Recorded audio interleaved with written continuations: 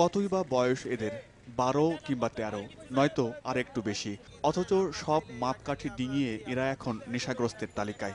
রাজধানীর বিভিন্ন অলিতে গলিতে দেখা মেলে এদের। বসবাস ফুটপাতে নয়তো বস্তিতে। একবেলা পেটে খাদ্য না পড়লেও চলে এদের, শুধু চলে না সময় মতো এই নেশা গ্রহণ না করলে। বিভিন্ন ধরনের সমস্যা দেখা যায়, আবার মনে করেন তারপরেও আমাদের অনেক লাভ হয়। না নিলে ভাল লাগে না, খালি টেকা টেকা কাম করতে টেকার চিন্তায় পড়ে যাওয়ার লাগে। নাম যেমন আলাদা, তেমনি আলাদা এদের জীবন কাহিনীও। কিন্তু তাদের পরিচয় আর চলার পথ এখন একটাই, সেই নেশার অন্ধকার জগৎ।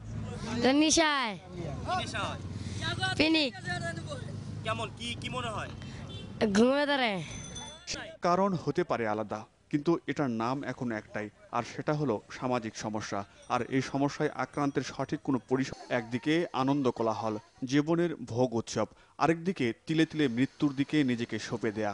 এ যেন রাস্তায় জন্মে গোধূলির আগেই বিদায় নেয়ার মতোই। মূলে যে মাদক ব্যবসায়ীরা, গত 7 বছরে তারা গ্রেপ্তার হয়েছে প্রায় 30,000, কিন্তু তাদের শাস্তি হয়েছে কতটুকু?